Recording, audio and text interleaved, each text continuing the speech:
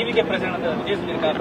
அதே மாதிரி 2026 வந்து திமுகவுக்கும் டிவிகேக்கு மட்டும்தான் போராட்டம், தவகேக்கு மட்டும் சாரி போட்டி சொல்லியிருக்காரு. அப்புறம் விஜய் அவங்க சொல்லினா அப்புறம் விஜய் நீங்க மதிக்க மாட்டீங்கல்ல? ஆக்டர் விஜய் அவர்கள், அரசியல் தலைவர் விஜய் அவர்கள் இன்னைக்கு அவங்க வந்து போட்டி வந்து திராவிட முன்னேற்ற கழகத்துக்கும் தமிழக வெற்றி கழகம் சொல்லினா அப்புறம் நீங்க மதிக்க மாட்டீங்க. அப்புறம் எதுக்கு அரசியல் கட்சி ஆரம்பிச்சீங்க, அப்புறம் எதுக்கு மாநாடு போடுறீங்க? அதனால எல்லா அரசியல் கட்சி தலைவர்களும் இது சொல்வது இயல்புதான். மக்களுக்கு தெரியும் இன்னைக்கு போட்டி என்பது தேசிய ஜனநாயக கூட்டணி 2026 ஹரியானைக்கு ஆட்சிக்கு வருவதற்கு தயாராகி விட்டது மக்கள் மனசுல. என்னை பொறுத்தவரை இன்னும் வாக்குப்பெட்டியில மக்கள் எல்லாம் ஓட்டு போட்டு அந்த எண்ணிக்கை முடிந்து அதிகாரப்பூர்வமாக மக்கள் சொல்லணும். மக்களுடைய மனதில் தேசிய ஜனநாயக கூட்டணி வந்துருச்சு. அதனால விஜய் அவர்கள் கடுமையா முயற்சி செய்யட்டும். அவருக்கு என்னுடைய வாழ்த்துக்கள். நல்ல சண்டை நல்லதுதாங்கண்ணா. எல்லாரும் சண்டை போடணும், மக்கள் முன்னாடி போய் நிக்கணும், நல்ல தலைவர்களை மக்கள் தேர்ந்தெடுக்கணும். அவருடைய கட்சி வளர்ச்சிக்காக சகோதரர் விஜய் அவங்க சொல்றாங்க, சொல்வதில் தவறு ஒன்றும் இல்லை. அவங்க கட்சி அதுக்கு தாங்க நடத்துறாங்க. 2வது 3வது வருவதற்காக கட்சி நடத்துறாங்க. புதுக்கோட்டையில வந்து பதக்கம் வாங்காம டிஆர்பி ராஜா வந்து உங்கள்கிட்ட மறுத்தது அந்த வீடியோ வந்து வைரல் ஆயிருக்கு. டிஆர்பி ராஜாவோட சனை வந்து நீங்க பதக்கம் போடும்போது அதை வாங்காம கையில வாங்கிக்கிட்டதா ஒரு வீடியோ சோசியல் மீடியா. ஆனா அது ஒண்ணு இல்லைங்கண்ணா. அந்த தம்பி நல்லா இருக்கணும், எங்க இருந்தாலும் கூட சிறப்பா இருக்கணும். நான் பார்த்தேன். அது அவருடைய இஷ்டம். அவர் யாரு கையில பதக்கம் வாங்கணும், யாரு கையில பதக்கம் வாங்கக்கூடாது என்பது ஒரு மனிதருடைய இயல்பு.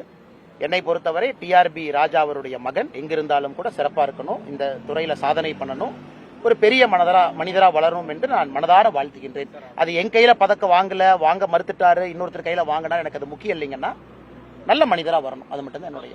குறிப்பா சில முன்னாள் அமைச்சர்கள், சட்டமன்ற உறுப்பினர்கள் அதிமுக என்ன பேசுறாங்கன்னா, அண்ணாமலையே வந்து எடப்பாடி பழனிசாமிய முதல்வராக்கும்னு பேசிட்டாரு, இதுவே நம்ம வலிமையா இருக்கிறதுக்கான ஒரு எடுத்துக்காட்டு அப்படின்னு கூட மதுரையில ராஜன் சிலப்பா அவங்க எல்லாம் பேசுறாங்க. கட்சி அண்ணாமலையே சொல்லிட்டாங்க அப்படின்னு இல்லைங்கன்னா, இதுல என்னன்னா அண்ணாமலையே இந்த கட்சியினுடைய ஒரு தொண்டனுங்கண்ணா. இந்த அண்ணாமலை எப்பொழுதும் உணர்கின்ற ஒரு மனிதன் இந்த கட்சியில தொண்டனாக இருப்பது எனக்கு ஒரு பெருமைங்கண்ணா. மற்ற எல்லா பதவிகளும் கட்சி கொடுப்பது. இந்த கட்சியில எங்களுக்குள்ள 1008 விஷயங்கள் இருந்தாலும், இந்த பாதையில போலாம், இப்படி போலாம், 2026 இப்படி போலாம், 2031 அப்படி போலாம், எங்களுக்குள்ள கருத்து வேறுபாடுகள் இருந்தாலும் கூட தலைவர்கள் ஒருங்கிணைந்து 2026 இப்படித்தான் நம்ம போறோம்.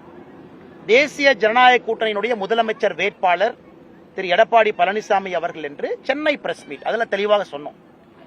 அதன் பிறகு அதன்படி நடந்து கொள்வது இந்த கட்சியினுடைய ஒரு தொண்டனுக்கும் அழகு. அதைத்தான் நான் செய்யறேன். எனக்கு மாறுபட்ட கருத்துக்கள் இருந்தாலும் ஒரு தொண்டனாக இந்த கட்சியில் நான் வேலை செய்யும் பொழுது கட்சியினுடைய கருத்து எனக்கு வேத வாக்கு. அன்னைக்கு அந்த பூத் கமிட்டியில அவர்களுக்கு நான் சொல்லணும், இந்த கட்சியினுடைய ஒரு தலைவராக இத்தனை பேர் வந்திருக்கீங்க, கடுமையா உழைக்கிறீங்க. யாருக்காக உழைக்கிறீங்க? 68,000 பூத்துல ஒரு தலைவர், 12 துணை தலைவர்கள், 13 பேரை நீங்க எடுத்துக்கிட்டீங்கன்னா 68,000 பூத்து கணக்கு போடுங்க, 10 லட்சம் பேர். அவங்களுக்கு ஒரு கிளாரிட்டி இருக்கணும். தேசிய ஜனநாயக கூட்டணி எதுக்கு இருக்கு, நம்முடைய முதலமைச்சர் வேட்பாளர் யார், எதற்காக நான் கீழே வேலை செய்யணும், அந்த கிளாரிட்டியை கொடுக்க வேண்டியது தலைவர்களுடைய பொறுப்பு. அதைத்தான் நான் செய்து கொண்டிருக்கின்றேன். அதனால் இதுல விருப்பு வெறுப்பு ஒண்ணு இல்லைங்கன்னா, எங்களுடைய பாரத பிரதமர் நரேந்திர மோடி அவர்கள் முடிவு செஞ்சுட்டாங்க. பல விஷயத்தை கேட்டு முடிவு பண்ணிருக்காங்க. உள்துறை அமைச்சர் அமித்ஷாஜி அவர்கள் அறிவிச்சிட்டாங்க. எங்களுடைய தேசிய தலைவர் திரு நட்டா அவர்கள் இதுதான் சொல்லிட்டாங்க. அதன் பிறகு பாரதிய ஜனதா கட்சியினுடைய இலக்கணம் என்னவென்றால் ஒரு அணியாக திரண்டு நின்று நிற்போம். அதே போல எனக்கு முழு நம்பிக்கை இருக்கு. அதிமுக தொண்டர்களும் தலைவர்களும் பாரதிய ஜனதா கட்சியை ஒரு மாற்றாந்தாய் கட்சியா பார்க்க மாட்டாங்கிற நம்பிக்கை எனக்கு இருக்கு.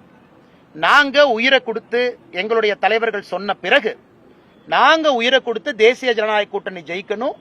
அதுல முதலமைச்சர் வேட்பாளராக இருக்கக்கூடிய எடப்பாடி பழனிசாமி அண்ணன் அவர்கள் ஜெயிச்சு முதலமைச்சர் ஆகணும் அப்படின்னு எப்படி உயிரை கொடுத்து நாங்க உழைக்க போறோமோ அதை நீங்க பார்க்கத்தான் போறீங்க.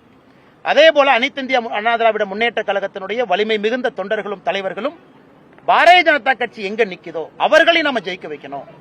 அதுதான் பரஸ்பரம் ஒரு அண்ணன் தம்பிக்கான மரியாதை, அக்கா தங்கச்சிக்கான மரியாதை. பாரதிய ஜனதா கட்சி இங்க நிக்குதா, அங்க நிக்குதா, நிறைய நிக்குதா, கம்மியா நிக்குதா, அது தலைவர்கள் முடிவு செஞ்சுக்குவாங்க. எப்படி நாங்கள் உயிரை கொடுத்து எங்களுடைய கூட்டணி கட்சியில் இருக்கக்கூடிய அதிமுகவை ஜெயிக்க வைக்க போறோமோ அதே போல அதிமுகவினுடைய தலைவர்கள் தொண்டர்கள் பாரதிய ஜனதா கட்சியை ஜெயிக்க வைப்பாங்க, நம்பிக்கை இருக்குது. இன்னைக்கு நாங்கள் அதை செய்ய போகின்றோம். எல்லோரும் இணைந்து மாற்றாந்தாய் இவங்க வேற நாம வேறன்னு பார்க்காம இது முழு கை. இதுல பலமா யார் இருக்கோம், பலம் இல்லாம யார் இருக்கோங்கிற முக்கியம் கிடையாதுங்க. முதலமைச்சராக அமர வைக்கணும்னா எல்லாரும் ஜெயிச்சாதான் முதலமைச்சரா வரணும்.